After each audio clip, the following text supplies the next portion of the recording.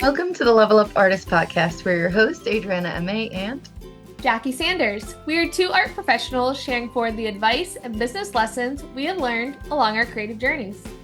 we talk to artists, leaders, and art professionals to demystify the creative process and discover new ways to succeed as a career-minded artist. If you find value in these conversations, please go ahead and subscribe. This will help other creatives like you find our podcast, and you will be notified when we drop a new episode every Tuesday. On today's episode, we are so excited to have Kelly Schrader on the podcast. So welcome, Kelly. Hi, thanks so much for having me. Thank you for saying yes. We are looking forward to discussing your career path up until this point, your involvement in local community projects and mission-based volunteering, as well as wearing multiple hats as an artist and art administrator. But before we dive in, let's share a little bit more about your background for our listeners who may not yet be familiar with your work. So, Kelly Schrader is a Raleigh transplant with a varied career in the visual arts. In addition to her artistic practice as a muralist, screen printer, and fiber artist, Kelly spends most of their time working on community projects. From collaborating with local artists and organizations on interactive and educational programs to engaging public murals while mentoring student artists, their work has intentional focus on building community and creating accessible art. Kelly is the founder of Durham-based Pop Swap Fest, co-founder of the Raleigh United Mutual Aid Hub, and is currently serving on the boards for Girls Rock NC and North Carolina Arts and Creative Theater. Kelly is the Community Arts Coordinator for United Arts Council and, like myself, is an alumni of the Virginia Tech School of Visual Art. That's right, And go of course, nice. And of course, that is the formal intro for our listeners. But Kelly, how would you describe your work to someone who has never seen it before or hasn't encountered you before? Well, first of all, it's a very common problem that artists have that you make work and then you're like, oh no, now I have to write about it. And how do I talk about this thing that I'm doing? And definitely having like a bio or a statement read back to you is like, oh, is that me? So it's really hard sometimes to translate like the work that you're doing into a succinct little digestible paragraph that can really sell yourself. Mhm. And a lot of applications, I mean, if you don't have a good artist statement, then they kind of just won't really look any further. So first of all, even like being able to articulate what it is that you do is hard, and it's a struggle for all of us. You're not alone if you're feeling that way also. Yeah. I don't know if it ever goes away. You just kind of have to get used to it. But I definitely do, I would say I do have a varied career in in visual arts. I do work for United Arts as their community arts programmer. So I do all of the community art programs. So I administer a few grant programs. I run an educational internship program in arts administration, and I also run one of our mural programs. I also am a practicing visual artist. I'm an illustrator and a screen printer. I am a muralist, and then I do also make fiber sculptures. And I kind of just have a habit of getting bored with something and having to try different things. So I also am an amateur ceramicist. So I kind of dabble in like a lot of different things all the time. But primarily I'm an illustrator, screen printer, and muralist. I love it. Nicely, I love feel that. like, especially with corresponding with you through emails, through United Arts Council, but even just projects around the city, I'm like seeing your name everywhere, which is so exciting. Especially starting back at Virginia Tech together. I'm curious if you could discuss a little bit before we dive into all of these amazing projects you're doing now. Can you discuss the work that you were making back then, how you kind of planned on applying it professionally out of graduation? And what that path has looked like since, in case we have any emerging students that are listening to the podcast. Yeah, loosely use the word plan. I don't know if I really had a plan whatsoever. I think I had um an incorrect version of reality in my head. So when I was in undergrad, I was making completely different work. I took a lot of painting and illustrative classes, and my like I was really bad about fusing the two, and I didn't really figure that out until after I graduated. But for my painting classes, I made a lot of like big assemblages and abstracted work. And then in my drawing classes, I did a lot of like realism drawing, and really just like large drawings with a lot of detail in it, as well as a lot of like goofy drawings. So the common thread through all of my college projects was that trying as hard as I can to not take the prompt literally, and whenever possible trying to find like a humorous lens to things and not taking my work too seriously. So that was kind of the common thread, but I didn't really figure that out until later. When I was in school, I had all of this energy and like making projects and doing cool things. But then when I graduated, it was like, oh God, make it make sense. I really didn't think that when I graduated, it would be so hard to figure out how to make work without a professor telling you to make work and telling you like what prompts to use, what materials to use, and just having that structure of academia to be able to make work. I was like, wow, I didn't realize I love being told what to do. All my life in school, I thought, I hate being told what to do. Let me do the most to not do the assignment and not have people tell me what to do. But then you're released in the real world, and all of a sudden you have nobody telling you what to do. And you're like, oh my God, please somebody tell me what to do. And you have to just kind of like make your own rules and figure out your path on your own. So it was definitely not like to dissuade people, like it was a scary time to figure it out, but definitely if you're still in school, to just keep that in mind of like what work would you be making if people weren't telling you exactly what to make, if it wasn't all class-based work. And definitely keep up the habits that you're forming now. Like I went through a period where I was not drawing at all, and I had to reforce myself to get back in the habit to like read and write and draw in my free time without someone telling me to. And that was a huge struggle of just after graduating those for like a few years, I was just kind of like working whatever odd jobs I can find and trying to figure out what was going on. So it's definitely a weird time, that post-grad artist life of just trying to figure it out.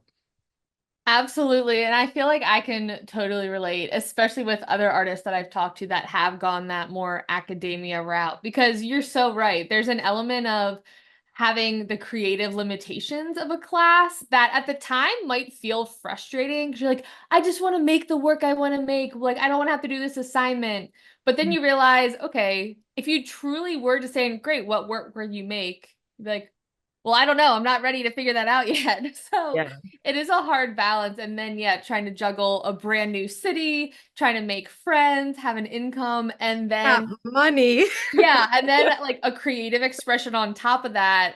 Very similarly, I felt like that for me was like, okay, I'll get to that eventually. And it really took probably 4 or 5 years to be like, okay, I feel like I'm quote unquote stable enough to like allow myself to even explore a creative outlet again. And it felt like starting from square one. Obviously that's not totally the case, but it's kind of a rebirth, so to speak, creatively. I also had this weird problem that I think now maybe less people might have this issue because social media is so prevalent in so many lives, especially Mm. in like a creative life. It's like if you're not on Instagram, then are you really making art? Did it really happen? So I had this thing in my head that when I was in school, nothing I was doing counted, that it was all schoolwork and not professional work. And so I didn't document anything. I didn't have an art website or an art Instagram or anything about like presenting myself as a capital A artist to the world. And then I graduated and I was like, oh no, I have like no portfolio or anything because I just told myself that it didn't count. Like, this isn't my professional artistic practice. This is schoolwork. And that was very silly of me, and I wish I didn't do it. So I definitely encourage people like your schoolwork is still your work. That is still part of your portfolio and your artistic voice. And I don't think many people had that problem, but for whatever reason, I told myself that like don't take a picture of this. It's fine. Just throw it away. Throw it in the dumpster and like never think about it again. And now I wish I had photos of like all the projects that I did. There's just no documentation of anything. And you know what? That's okay. Give yourself permission to say that's okay. Like, I went to business school, not art school. So the art classes that I did take, same as you, I didn't document it. There's Mhm. barely anything that survived. Most of it, I was like, I'm just practicing and I'm terrible at this anyways. And it's not my true work anyways. It was like exercises, the whole Mhm. cube with the shadows and the circle, but honestly, I wish I still had some of those to look back upon, and especially some of the projects where you're given a little bit more free reign Mhm. and you're able to then like look back like all these years later and then be like, oh my gosh, there's actually common things coming through from something from 20 years ago. And at the time, it wasn't even intentional. And now, like, it's tying in, and I haven't seen this thing in like 15 years. And look at the tie throughs. I don't know. I think it's pretty cool. Also, it takes some of that pressure off too. I think some of the folks that post way too early, maybe, especially if they start getting feedback, whether positive or negative, can affect them a little bit. So I would say like maybe the big lesson here, so to speak, is like document it. You don't have to share it online if you don't want to. You can stick it in a notebook and doesn't see the light of day for a long time, but definitely document. I think Yeah. this is useful for all of us. Yeah, I also And I, wish. as just in general, I'm always horrible about documenting things. In the past few years, I've Yeah, tried to be a lot more intentional about it and like remember to take a photo, remember to take a photo because I yeah, always forget and then it's just gone and I have no proof of like the thing that I did. yeah. So I Photo, definitely video. document no matter what. And I think we all go through this period of like, after something happens, you might look back and be like, oh, so cringe. I've grown. My art is so much better now. But if enough time passes, you always come back to this ability to look at your past self with softer eyes.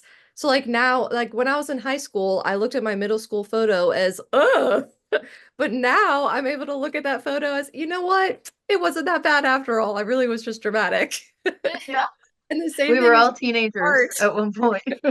Yeah, like look at yourself with softer eyes, document the process, and like even if you're not super happy with where it is, you're gonna want to be able to reference it and look back at yourself and see how far you've come. I mean, it's really valuable, especially when you have creative block to just look through what you've done. It can be like self-motivating. And Yeah, there I may love be all this tie-throughs advice. that you don't see also. I know even some of my Virginia Tech notebooks, occasionally I'll go back in my like freshman year studio like sketchbook. I'll go through and look at them, and I swear to you, there is a sculpture that I made last year that is weirdly similar to a drawing I made literally 10 years ago.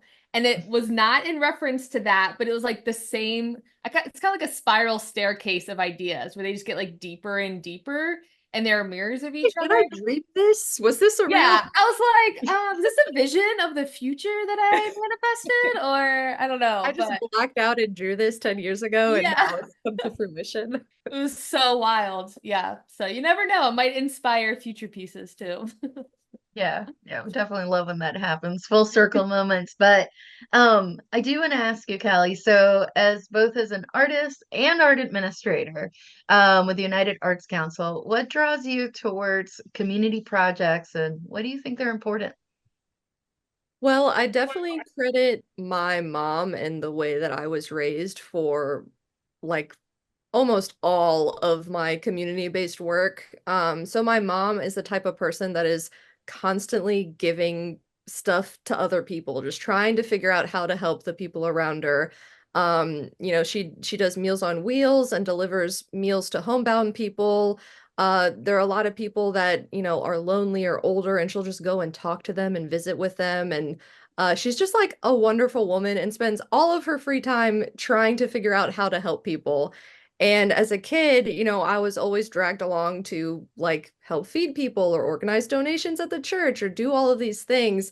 And when you're a kid, you're kind of like, oh, come on, mom, like, I want to go play with my friends. But it really did teach me like a valuable lesson. And like, that's what needs to happen, that community supports each other. And then it wasn't until I went to college that it kind of clicked for me that that is not normal. I thought that maybe everybody was raised that way, that everybody is like wishing that their parents didn't take them to charity events all the time and like make them volunteer all the time. Then I went to college and I was like, oh no, my mom thought that was so important because that's not normal and because everybody's not doing it. So she feels this like extra need to do it because she knows it's not getting done. So definitely that was imparted on me. And ever since I've left college, I've definitely, whatever community I'm lived in, have looked for opportunities to get more involved in the community. And my job through like having a job in arts administration is like a perfect example of, oh my gosh, I can get paid and have a real job to do this stuff that I love. But you also learn a lot more of like the official side of things, like how to talk to county commissioners or like government representatives, versus a lot of the other volunteer work that I do is very DIY on the ground, just figuring things out as we go, making a lot of mistakes. We always say we're learning. So it's good to have like both of those tool sets in my arsenal. And both have everything has kind of informed each other through that work. So I think it's really important to know your neighbors. I think uh especially people that are like, just chronically online and doom scrolling and what like the world is so terrible and all these awful things that are happening. Yes, that might be true, but if you go out and like go volunteer somewhere and see that there are other people out there trying to make a difference and that just care about their community, it really makes it a lot easier to just be alive. Like it gives you hope for humanity. You're able to like connect with people that are different from you and not always hearing the same things, like your same group of friends and you all believe the same thing and you're all just like an echo chamber for each other.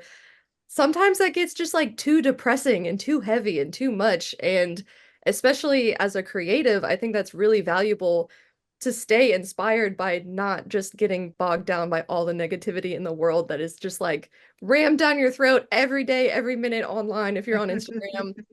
So And or watch the news.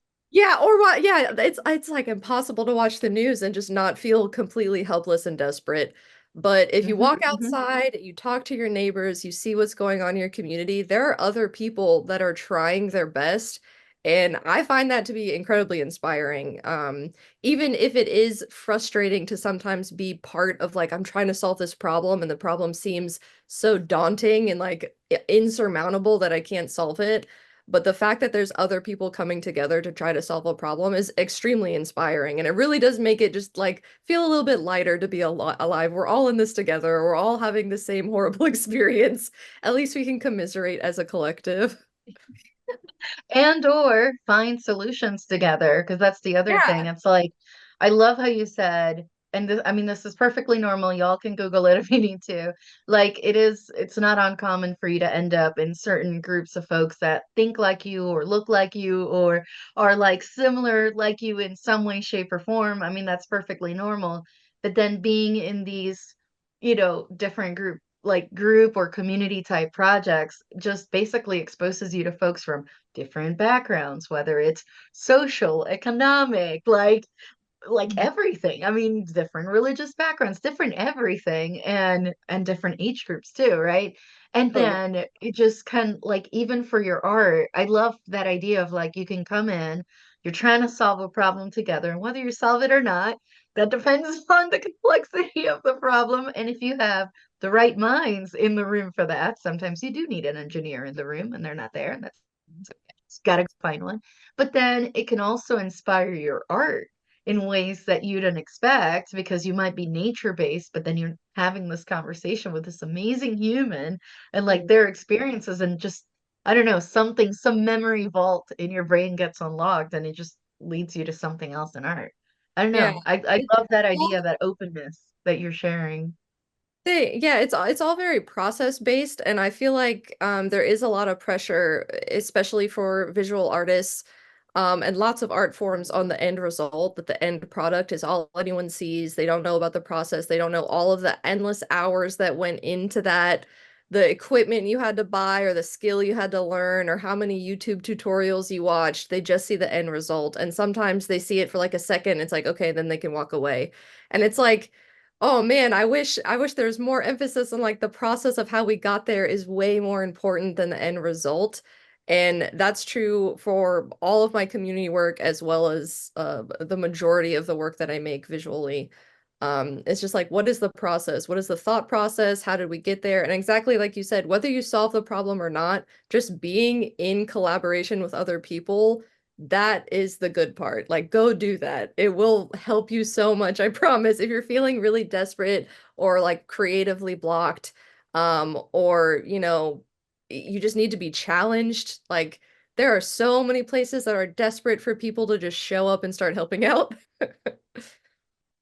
It's so true, so true. And I think that is what gives you, I mean, as artists, that larger purpose. I love how you said it of like staying inspired about the community and service, which ultimately fuels the art forms too. Which actually brings up a question. I'm curious, do you have any projects, whether as the artist or as the art administrator, any projects that were especially pivotal for you in your career? Um, well, it's hard to pin down like a specific project. There's definitely been a series of projects, and sometimes things just feel kind of circular and things don't make sense until years after when you're able to kind of reflect on it. There have definitely been a lot of key experiences with community projects where those areas have intersected in my life. So volunteering, working in the community in my professional field, and working with the community in the artistic field as well. So let's see, there was one project in particular that was something that really changed my whole outlook about community organizing was when I lived in the Midwest for a few years. I worked at an organization called Quad City Arts. They are the local arts agency. Their service area spans across Iowa and Illinois, so it's a very large service area. They're right on the Mississippi River in Rock Island, Illinois. Shout out Quad City Arts. They taught me so much. That job was like definitely life-changing. It was my first job in the nonprofit sphere. And one of the earlier tasks that I took on was an event series called Rock the Arts. So where we were located on that block, there were a bunch of different galleries and artist studios. And where I worked, our offices and gallery were all on the strip of downtown. And once a year, they did this event called Rock the Arts, where the whole block got shut down. We have music, and people can like hop to the galleries, and it was a 2-day thing over the weekend. And over the years, it had kind of died down just because of a lack of capacity for the staff that was running the event. Some galleries had shut down or were in danger of shutting down from lack of funds. So just a variety of problems. The downtown area just needed some revitalization. There's a lot of like people didn't want to go to downtown Rock Island for this event. So it kind of fell in my lap and I just like took charge and took over and was like, all right, I'm just gonna like not ask for permission. I'm just gonna start doing stuff. And that was the first grant that I applied for and got and was really exciting. So I could get like big signage for the area. But the biggest thing was like all of these different community partners working together and coming together. And it was a good training experience of learning how to work with many different stakeholders that want many different things. And this whole idea of like too many cooks in the kitchen sometimes comes up where it's like, all right, there's a lot of people helping, but we still need like some direction. We need to agree on some goals, like who's going to bottom line what. We all can't do everything. Every event can't meet every single goal. Like, let's prioritize. How do we prioritize and just do this effectively? So that was a huge learning experience. And then before the event was set to happen, there was an area downtown that I actually was also an artist at DeSoto Studios, was this huge studio downtown with some other artists, and we were like the central location for Rock the Arts. And out front was this cul-de-sac where we would have the stage and the bands, the food trucks, all of the good stuff outside. And it was like a week before the event happens, I get a phone call and they're like, "Oh, have you been to DeSoto lately?" And I was like, "Oh, not for a couple days. What's up?" Go down there and the entire cul-de-sac is a pit. It's a huge pit. They had ripped up the entire road. The city was doing a No. bunch of plumbing things. So it was like a 20-foot deep, 50-foot wide, just gigantic pit. And I was like, "Oh, Oh. great. This is exactly where my entire event is supposed to happen." So of course we had like an emergency meeting and everybody was like, we just have to postpone it or cancel it. And in talking with the city, of course, they're like, we can't give you a date when it's going to be done because we're the city. Wow. That's how it goes. Right. So, It could be a week, it could be yeah, 3 like we years. can't, Who like when knows? can we postpone it to? And they're like, oh, I don't know. So I spent that week, like every waking moment, I was sending an email to every employee I could find. I was calling every number on the website on like the government staff directory. And I eventually got through to the mayor of Rock Nice. Island. And I had this pitch ready about how it was a safety issue. And I told him, like, we're going to do this event no matter what. And do you really want to get sued from someone falling in this pit? Even though you have cones up, like, we're going to do this event. And he was like, you know what? We will fill the pit and then we'll continue this project after like this thing happens. Oh, So wow. I'm willing to fill the pit and then empty it back up to continue construction after the event. But I got that pit filled and I was like, I could do anything. I felt so I was like, if you are annoying enough and you don't take no for an answer enough, you can do anything. And that was like in Parks and Rec, how it's like multiple seasons of her trying to fill the pit. And I was like, 1 week I filled the pit. We can do Like, it. Just a phone I call felt directory. extremely powerful. And it gave me like I was the young kid fresh out of college on the block. All of these people are way my senior, and I just felt like, no one's listening to you when you're a younger person and no one really wants Yeah. to pay you any attention. But that changed it for me. I was like, you know what? I might be young, but people are gonna listen to me if I just don't shut up. If I just keep talking. Yeah. Be I love that. persistent. Yeah, I was gonna say, my mom would always call that, you need to be pleasantly persistent. Yes. It's like some people may call it annoying, be like, but if me wanting something really bad is the worst thing that you can say about me, then like I'm okay with that. Yeah, So that's fine. It's fine. right. Yeah. Oh, you mean me just being dedicated to hosting this community event for others is my worst quality? All right, I'll take it. Like And it also taught me too about like speaking people's language, like meeting them where they right. are. Because my whole thing was it's a cool arts event and these arts organizations need this and we need people to pay attention and give money and support the arts. Nobody in the local government really cared about that. But when I was like, this is a safety issue, they were like, Right. oh, now you're speaking my language. This is about money? Okay. Money and lawsuits? Great. Yeah, so it Yeah. was Yeah. easier sell when I figured out what angle is like. I didn't really care about that, but I'm going to act like I really cared about that because I know they care Mhm. about that. So Yeah. just a lot that I was able to learn through that experience. Yeah. Safety is definitely one of the hot buttons for them. The word permanent can be another hot button, but that's a conversation for another day. And I think the other one is revenue. The moment Yeah. you say this brings more revenue to the town, more sales taxes collected, they're like, how much more revenue? Like, I mean, Yes. Economic impact, yes. Yes. yeah, they love these words. Plus, it looks good when they're campaigning to get reelected and stuff like that. So they pay attention to Absolutely. Yeah, you some of gotta these learn how words. to like talk the talk a little bit, but it Yeah, definitely yeah. That is hilarious. Well, okay. What advice would you give to an artist? Because, like, obviously these things sound really cool, but I'm sure for some artists, they're like, I don't even know where to start. Like, whether they're interested in art administration or perhaps they're interested in community volunteering. What advice would you give them to enter this world? Definitely. I think this is true for anything that you want to do if you're not exposed to it or you're young and you just don't know where to start and you're feeling overwhelmed and there's not like a clear step-by-step roadmap of what to take. But a lot of people have this idea of operating out of a scarcity mindset in when it comes to everything. And I just want people to know like everything that you want to do is out there. It is possible. You can get that information. Instead of trying to reinvent the wheel, like a perfect example, if you want to have a community arts festival, if you want to be that person that is putting on events, don't start by, I've never put on an event and I'm just going to put on an event. Start by finding out what events are happening in your community, going to them, paying attention to what you like and what you don't like, and then reach out to the organizers. Ask to buy them a cup of coffee and just pick their brain about what they learned the hard way and what they can pass on to you, and start there. There's so much information and resources that exist. You do not have to reinvent the wheel. People have been around and we've all had good ideas for a long time now. Your elders have figured this stuff out. Let them pass on that knowledge to you. You just have to ask for it.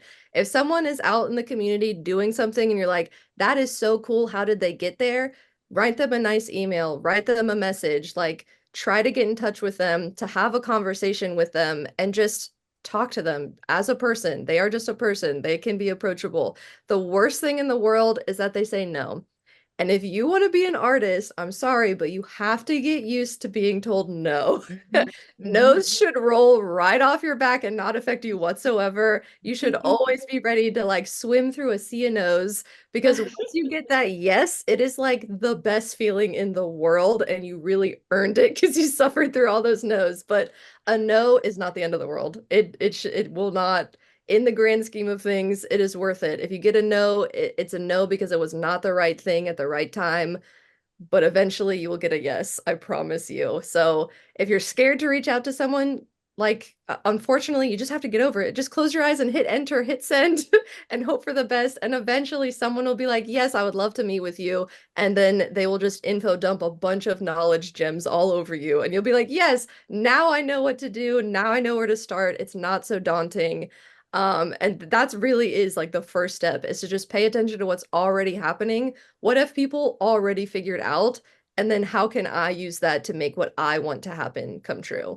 And you can always like learn from their mistakes, take an idea and improve upon it, make it better, make it your own, but you don't have to start from absolutely nothing, from zero. You can start on the backs of the people that came before you. Like that, I promise you, that's what I want. I want someone to not have to learn all of the same mistakes I did the hard way. I would be happy to tell someone, oh no, don't do this. I love that so much. Well, would you recommend, when Jackie was reading your bio earlier, she mentioned you're founder of the Durham-based Pop Swap Fest, co-founder of the Raleigh United Mutual Aid Hub, and you've served on boards for Girls Rock NC and the North Raleigh Arts and Creative Theater. Do any of these organizations that you have either founded or worked for or worked with have any volunteering opportunities that could be a good way for some of these folks to kind of get their taste of what it's like behind the scenes? Absolutely. Every organization always needs volunteers. Um, RUMA, the Raleigh United Mutual Aid Hub, RUMA in particular, we're always looking for volunteers. We're a fully volunteer-ran organization. There we have all of the information to volunteer. There's a form on our website that you fill out. Girls Rock is also always looking for volunteers. That organization only has 2 part-time staff people. Everyone else is it's a working board model and it's all volunteer ran. So there's lots of different committees. Same thing with the North Raleigh Arts and Creative Theater. NRACT is always looking for volunteers as well. There are board positions. That is a working board model as well. They also have a very small paid staff. But they also look for volunteers if you just want to usher a show or hand out programs or show people where the bathrooms are or run the concession stand. There's a lot of like one-off volunteer roles as well if you're not ready for a more invested long-term commitment with volunteering. But there's definitely a lot of resources for volunteering. A great one for this area is Activate Good. Activate Good is an organization that is their entire mission, is to find people that want to volunteer and connect them with organizations that need volunteers. So that's a good place to start if you really have no idea where to start. But a lot of organizations, they might do a call for volunteers. They might do a call for board members. Sometimes you have to apply to be a board member. So if you've never volunteered ever, you might want to start off as a volunteer in a lot more basic roles before you take on a role with more responsibility. But once you volunteer for an organization, they're going to do everything they can to keep you. They want you to be happy. They want you to be appreciated because they want you to keep volunteering. So it's a great way to meet people, learn how an organization works, and learn the whys and hows of things are happening. If you attend a lot of events, you might wonder, like, are they always doing this thing? Or like, why aren't they doing this thing? If you volunteer, you might find out, oh, there's actually a great reason why they're not doing it. Or oh, there's no reason why they're not doing it. They just don't have anyone to do it. And I can be that person to do it. More often than not, people reach out and they're like, why aren't you doing this? It's like, why aren't you doing that? Come volunteer with us. Like, I'm busy. You're like, I have 12 other things on my plate, and Yeah. I would love for someone to do that. Come on board. Like, that's a great idea. How would you make that happen? Like, come, Yeah, this is come a on over great to the flip side and make opportunity it for happen. you to bring it to life. Yeah. I think volunteering in those ways too, especially with so many different organizations like you have experience with, that has that opportunity to, yeah, one, kind of see behind the curtain of how things are run, why they're run that way. And to your point earlier of like kind of learning the ropes to then either branch off and do your own thing or really make an impact in one of these organizations. So if we have any artists who are listening that are thinking about getting involved, whether it's for an arts organization or just any local nonprofits that they're super passionate about, definitely encourage them to do that. Because I think there's also a huge element from a more personal skills standpoint that you develop and learn new things through service and volunteering. But also, I wanted to ask you, Kelly, because you are one of the unique creatives that we love talking to that really juggles those two hats very well in terms of the admin type A organized hat with United Arts Council, but then also being the creative mind behind projects, behind murals, and all these different projects. So in your experience, what has been that struggle between balancing those two different roles as artist and art administrator? And what have been some of the strengths as well? Well, definitely a struggle is for a lot of people is organization. I cannot function unless things are organized. I just can't. But there's also a version like my organized might not look the same as someone else's organized. Some people might walk in my studio and be like, "Oh, this is stressful," because it is very chaotic, but I promise it's organized. There is a system that only I know the rules to. Like, I know where everything is. Yeah. So find your own system, what works for you. Just because your version of organized doesn't exactly line up with what someone else's version of organized means, does not mean that you're not organized. If you're able to function and you are able to get done if you're not missing deadlines, if you're not forgetting meetings, like your organization system is working for you. But if you are consistently missing deadlines and you're consistently forgetting about meetings, if you don't have some kind of calendar or a way to write things down, that you need to start there and figure that out, because if you want to be successful and take on more opportunities, you need to be able to juggle multiple timelines going on at the same time. So start small and just organize like your chores around the house, your bills that you need to pay, things that have to get done. If you get really good at organizing those, it'll be easier to organize your creative problems as they come, as opportunities come to you. But organization is a huge thing. Um, I definitely have found like a lot of things that work for me. Like a lot of my stuff is color coded because that works better for me too. So maybe artists out there try color coding if you haven't before. But there's a lot of digital tools. I prefer to handwrite everything. I have literally next to me is like my handwritten book that this is my I live and die by this book. If it's not in here, it doesn't exist because I can't do digital calendars, but like just figure out what works for you.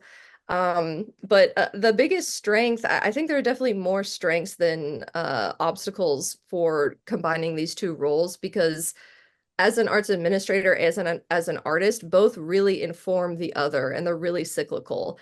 So in my arts administration hat, I'm able to know what's going on in organization. I administer a grant program, so I know how to write an effective grant. I know what the panel review process looks like. I know what organizations deal with and what they look for. So when I'm an artist, I know how to find grants. I know how to apply to grants. I know how to help people write grants. Like I've helped my many friends and organizations write grants because of that knowledge. And vice versa, like as an artist, I know what it's like to be taken advantage of. And I know what it's like to not be paid appropriately for labor. And I know what it's like navigating the system and being overwhelmed. So as an arts administrator, I can guarantee that like I'm going to advocate for my artists and make sure that it's in the contract that they're getting paid a fair rate. I can make sure that all of their needs are being met. I can make sure that we're not asking the world of our artists or doing, let's limit the amount of edits that we do on a mural. We're not going to go back and forth for 6 months on edits. Like, let's limit it. So I know how to respect the rights of artists and I can advocate for them in my role. So both of them really inform the other. The biggest thing though is networking. Just the people that I meet as an artist that I'm like, did you know that you can get money as an artist? And I can tell them about grant programs. And then the people I meet through my job of like, did you know that there's so many artists that could use this help? And like, I can connect you with these collectives that need to know about these resources.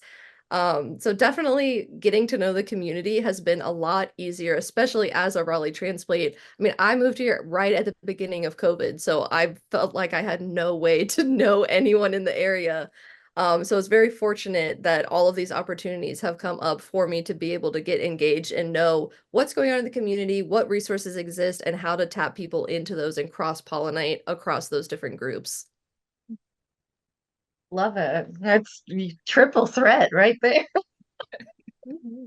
from all the different angles. I love this. And I love that idea too of how when you were talking about organization, kind of like I feel like if we only look at the Instagram and Pinterest worlds online, if our level of organization does not fit into, some of these molds or what we would love our studios to look like, then it can become overwhelming and it can become like a little bit paralyzing. Yeah. But I just wanted to bring that back up because I love that. I'm like, even my mental health professional is like, it's okay to be chaotic but systematic. Like so that you can Exactly. find There out have where to your be rules artwork to is the at. chaos. Yeah, yeah. Like for me, if a deadline is not in my Google Calendar, it literally does not exist. Yep. It does Falls out not of your fit in my head. brain. It needs to live somewhere else. It's definitely color coded as well. But if I don't do, and it has like seven, no, okay, fine, I'm exaggerating. It's not seven reminders, it's just four. But it's pictures on it.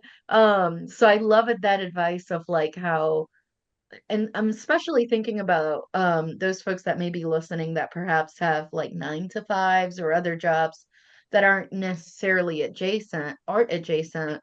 Use those systems to your advantage. Those things that are keeping you organized at work may actually translate to keeping you organized on the art side of things as well, whether it's, an agenda or like some kind of software or whatever.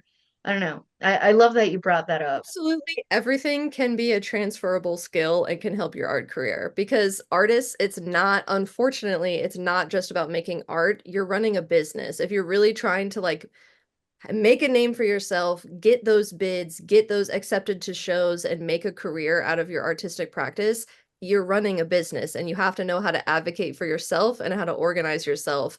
I mean, it wasn't until this year that I started advertising myself the way that I would a business, and it just didn't click to me. Like, Hmm. for other groups I have ran their newsletters and like kept email lists. I have never once started an email list for my stuff until a couple months ago. And I was like, oh yeah, duh, I know how to do this. And I'm not using these skills that I know in my artistic career. Like, what am I doing?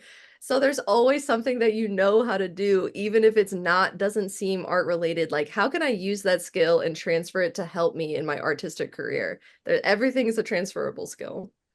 Yeah, I absolutely love that. And that ties in perfectly to my follow-up, which was going to be what advice would you give an artist that is balancing that full-time job, whether it's, art related or not, with a full-time career?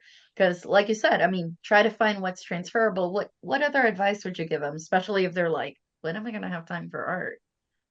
Yeah, and that definitely was me before I had a job in arts administration. And now I'm thankful that I'm able to be in a position where I work part-time, so I'm not in that 9 to 5 life anymore, but I definitely went through that for many years. Unfortunately, that was the same time after college where everything was just confusing in general. So it took me a long time to figure things out. I made a lot of mistakes. But looking back, I feel like, again, it just comes down to organization and keeping a calendar for yourself and learning how to prioritize yourself and what feels good. Sometimes there might be this pressure of like, okay, every day after work, I'm going to paint for 3 hours. But then you get home from work and you really don't want to paint. It's like, well, then don't force it. I mean, is the painting even going to be good? Are you not getting joy from it? What is the goal for you to do that?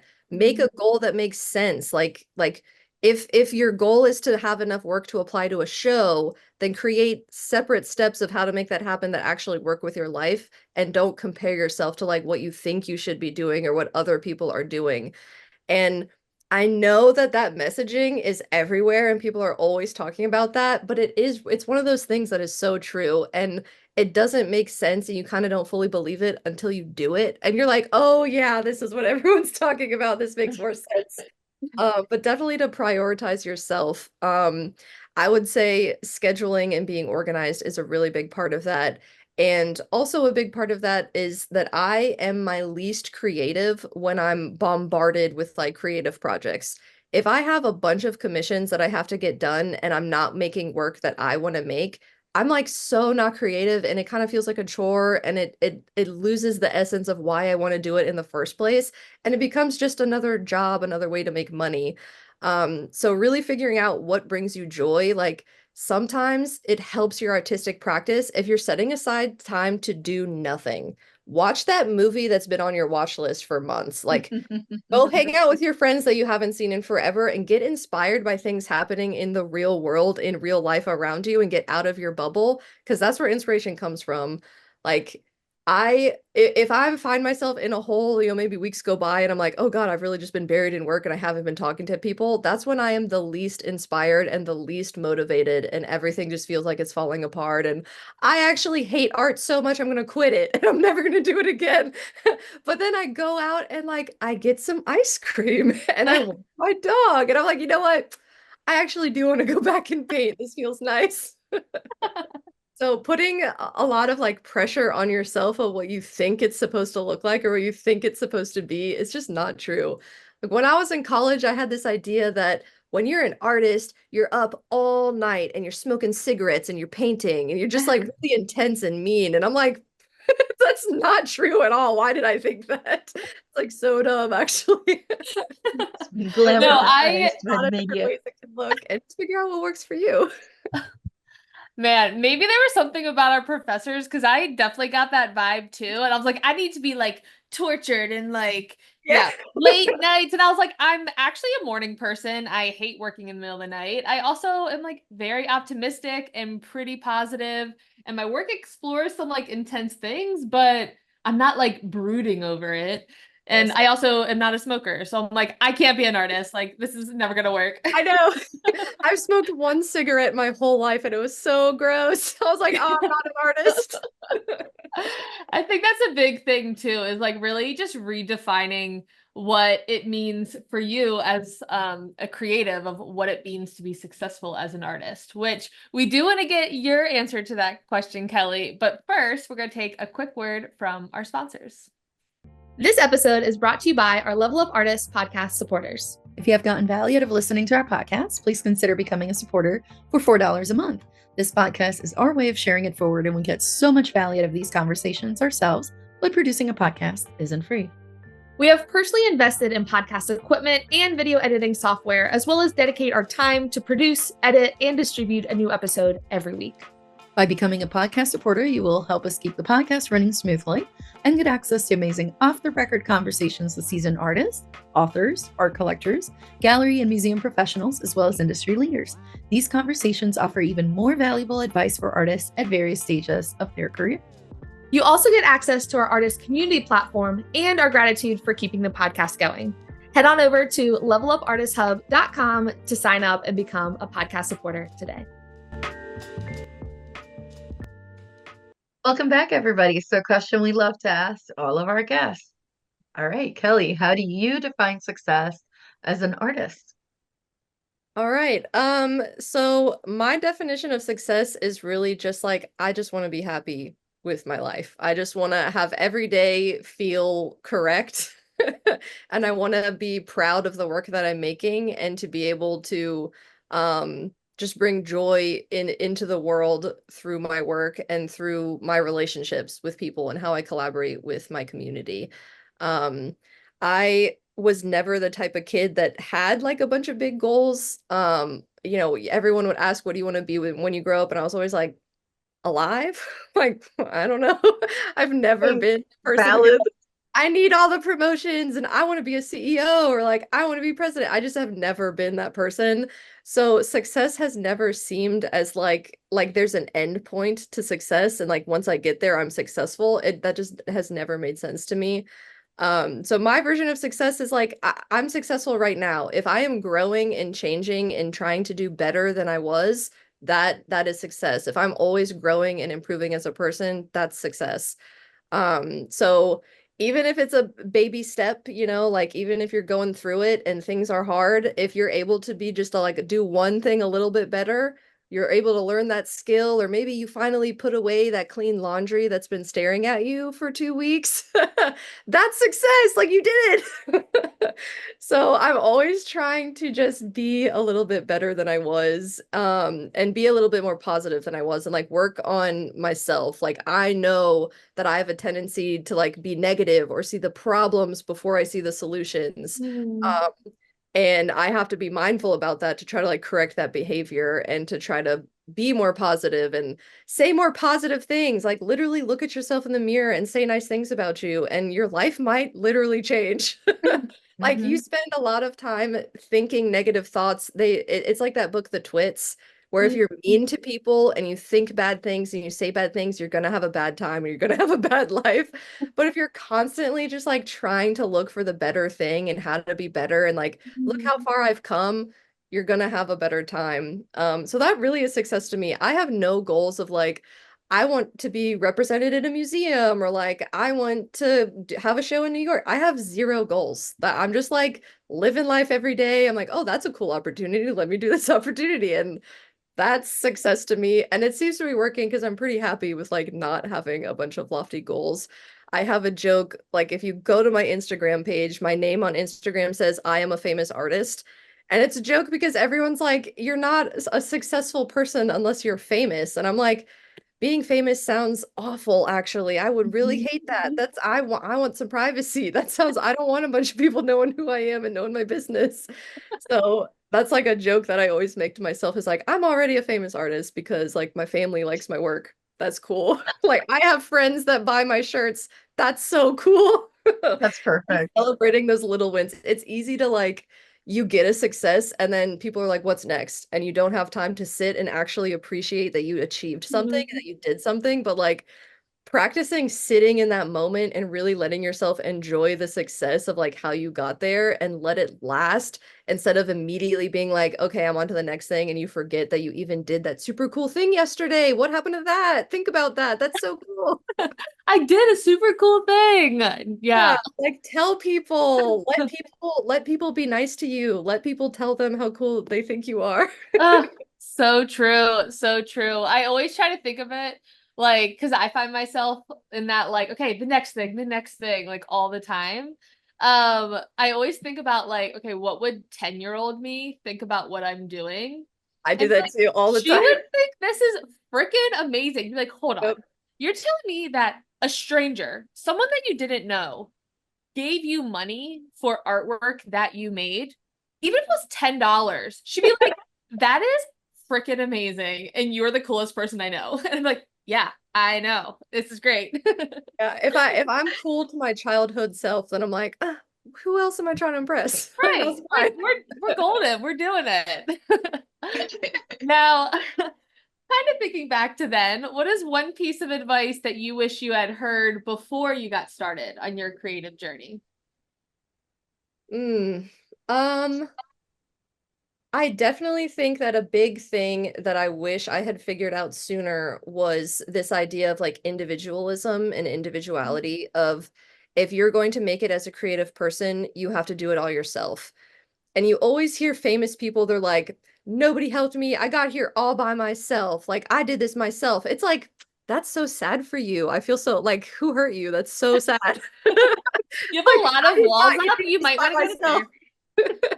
Yeah, so like I wish that it wasn't that mindset of like you have to make it on your own and like pull yourself up by your bootstraps and just figure it out and like be independent. It's like actually we live in a society and there's other people around that are doing things that you can lean on and they can lean on you and like we help each other grow and help each other make things happen. And if you like want to do a big project and you don't think that you can, then talk to people that might want to do that project with you and collaborate and do it together. More people, more bodies, more hands, more ideas, more things happen. I So love true. that. People need people. That's been one of my go-to. That's been one of my There's go-to no sayings this shame in year. seeing other people like helping each other grow and be successful. There's no shame in that. You don't have to do it by Yeah. yourself. So No true. one And lives if in an island. anything, yeah, if anything, I feel like that's a huge strength, especially as artists. It's we bring people together, we collaborate. That's part of the magic of what we do. And so it's almost not just, okay, taking pride in doing it all on your own, but actually, to your point, you're like, how sad is that you feel like you have to do it on your own? Like that is not Hmm. actually a strength all the time. So Yeah. I love that shift in mindset. Yeah. Even just knowing like what your skills are, like so it's easy to think that, especially if you spend a lot of time in artistic circles and you always find yourself comparing yourself to more successful artists or more established artists or more talented artists or whatever. But sometimes it's nice to like spend a bunch of time with people that aren't artists and you're like, whoa, I'm actually so creative. I'm actually really good at creative problem solving because people that don't have that skill set just like they think about things differently and they operate differently. And that's not a bad thing. They're just different. But like recognize the strengths that you have. Sit down and write down a list of all of your skills and think of all the things that you could come up with. Like give yourself that confidence boost that like you can fill the pit, like you can do the thing. You need a t-shirt with that if you haven't made it yet. Fill the You can pit, fill the fill the pit. pit.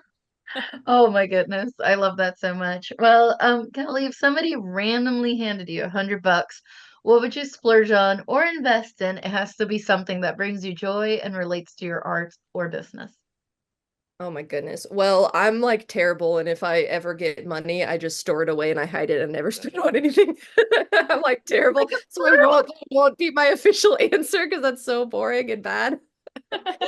Um, Like I'll put it in my jeans pocket and put it in my closet and never think about it ever yeah, I again. literally have like I won't say where, but I do have like secret cash that I'll just in case emergency, like never will spend it on anything. Um, I Good don't to know. have. I feel like I couldn't get a very big tattoo for $100, but maybe tattoos are like my favorite splurge thing because it's putting art on your body, and I just like to support local tattoo artists. So, I could get like a small tattoo for $100. And it'll be on you for a long, long time. Yeah, Yep, it'll be on me forever. And that's, what else?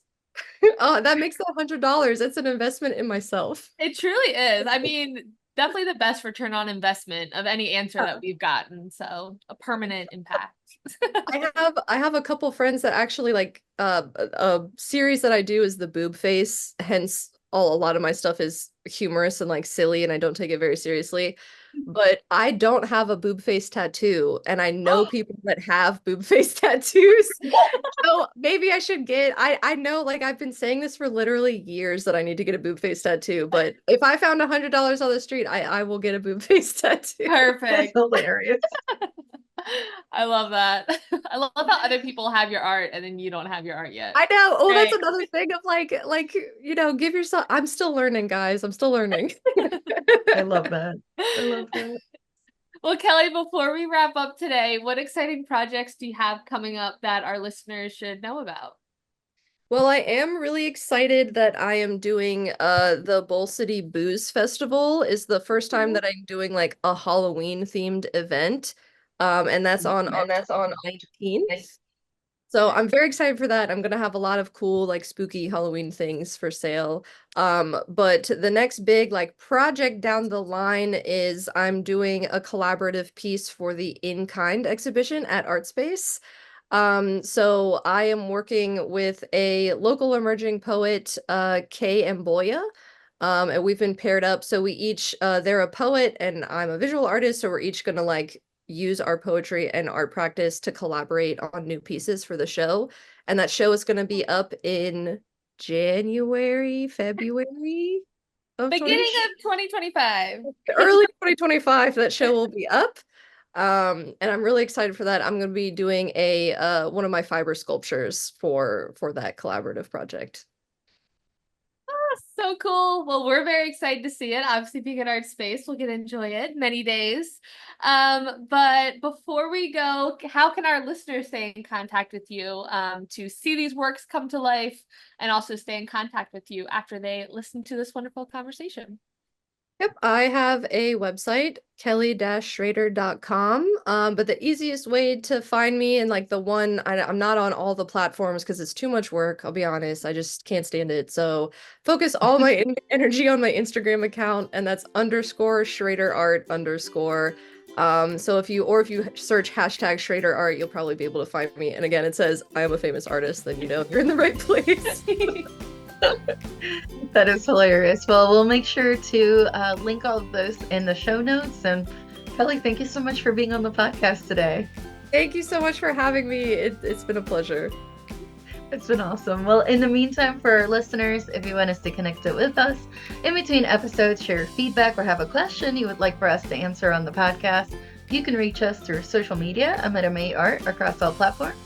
And I'm at J Sanders Studio across all platforms. And if you want to follow the podcast, we are at Level Up Artists on Instagram. Thank you so much for listening. We'll talk to you next week.